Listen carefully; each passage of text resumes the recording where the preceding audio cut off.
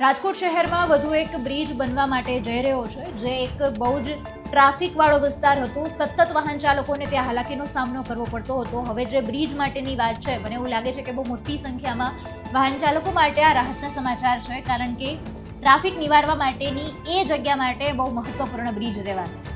સમગ્ર મુદ્દાને આપણે વિગતે ચર્ચા કરીએ આજના વિડીયો. નમસ્કાર, આપની સાથે હું આકાંક્ષા. તમે જોઈ રહ્યા છો ઓવર રાજકોટ.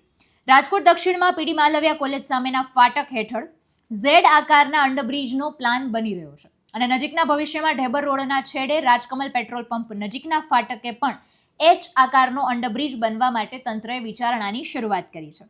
બીજી તરફ વોર્ડ નંબર 18ના કોઠારિયા વિસ્તારની આપણે વાત કરીએ તો રણુજા મંદિર નજીક ઓવરબ્રિજ બનાવવાનું ટેન્ડર મહાપાલિકાએ પ્રસિદ્ધ કર્યું છે.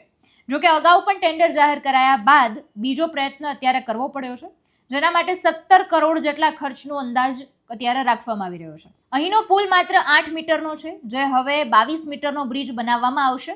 આ બ્રિજ બનતા હજારોની સંખ્યામાં વાહન ચાલકોને તેનો લાભ મળવાનો છે. આ નવો બ્રિજ કેવો હશે અને તેની આખી ડિઝાઇન કેવી હશે, આ બધી વાત પણ સામે આવી છે. કોઠારિયા વિસ્તાર આમ તો છેલ્લા ઘણા વર્ષોથી આપણે વાત કરીએ તો જેટલા પણ લોકો એ વિસ્તારમાંથી પસાર થયા છે, જેટલા પણ લોકોનો એ રોજિંદા રસ્તો છે, એ લોકો જાણે છે કે ભારે હાલાકીનો સામનો કરવો પડે છે. 4 વ્હીલની તો આપણે કલ્પના પણ ન કરી શકીએ. 2 વ્હીલ જે છે એને પણ ત્યાંથી તમારે પસાર કરવું છે તો બહુ બધી વાર તમારે ટ્રાફિકમાં રહેવું પડતું હોય છે અને પછી બહુ તમે લાંબો સમય રાહ જોયા પછી તમારું 2 વ્હીલ તમે ત્યાંથી પાર કરી શકો એટલી બધી હદે ત્યાં ટ્રાફિક થઈ જતો હોય છે. સાંજના સમયે પણ બહુ વધારે ત્યાં ટ્રાફિક રહેતો હોય છે અને એટલા માટે જ રહેણાંકથી માંડીને ઇન્ડસ્ટ્રીયલ ત્યાં અત્યારે ડેવલપમેન્ટ થઈ રહ્યું છે. દિવસે ને દિવસે વાહન ચાલકોની સંખ્યા ત્યાં વધી રહી છે.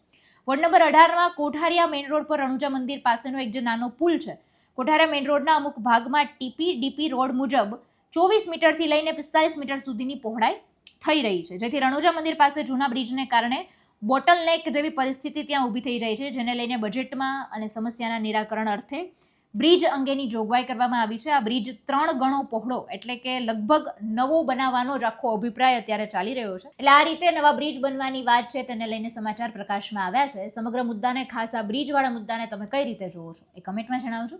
ફરી મળીશું. અમને રજા આપશો. નમસ્કાર.